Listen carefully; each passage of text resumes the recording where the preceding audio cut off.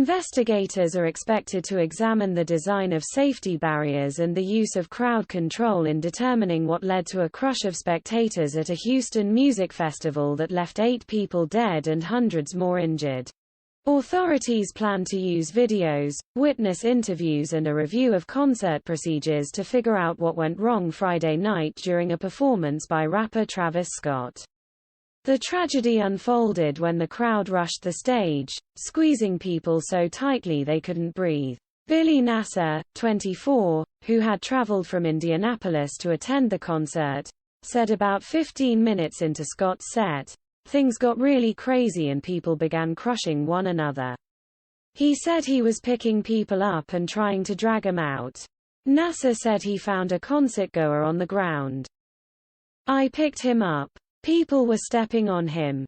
People were like stomping, and I picked his head up and I looked at his eyes, and his eyes were just white, rolled back to the back of his head," he said. Over the weekend, a makeshift memorial of flowers, votive candles, condolence notes and T-shirts took shape outside at NRG Park. Michael Suarez, 26, visited the growing memorial after the concert. "It's very devastating. No one wants to see or hear people dying at a festival," Suarez said.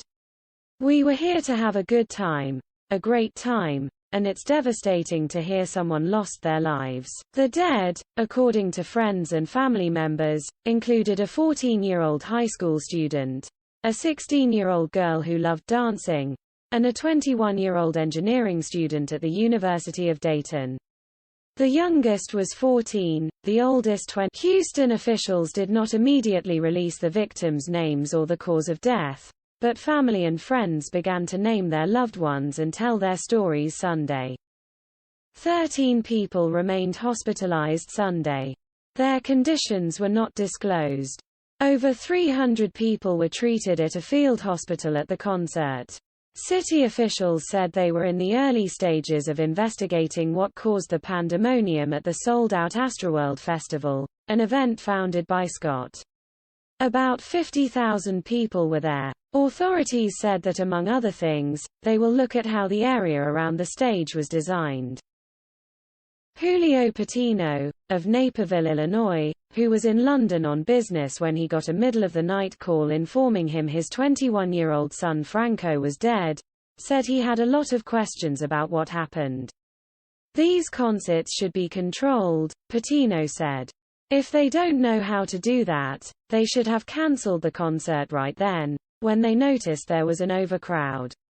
He added, "They should not wait until they see people laying down on the floor, lifeless." Stephen Adelman, vice president of the industry group Event Safety Alliance, which was formed after the collapse of a stage at the Indiana State Fair in 2011 killed 7 people, helped write industry guidelines widely used today. Besides looking at safety barriers and whether they correctly directed crowds or contributed to the crush of spectators, Adelman said, authorities will look at whether something incited the crowd besides Scott taking the stage. Adelman said another question is whether there was enough security there, noting there is a nationwide shortage of people willing to take low-wage, part-time security gigs. Security obviously was unable to stop people. "Optically, that's really bad looking," he said.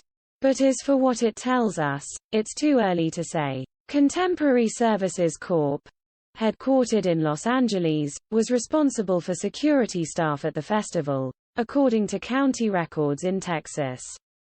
Representatives for the company, which advertises online as being recognized worldwide as the pioneer, expert and only employee-owned company in the crowd management field, did not immediately respond to emails and phone messages. Houston Police and Fire Department officials said their investigation will include reviewing video taken by concert promoter Live Nation, as well as dozens of clips from people at the show.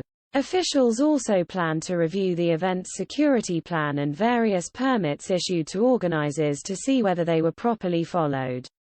In addition, investigators plan to speak with Live Nation representatives, Scott and concertgoers.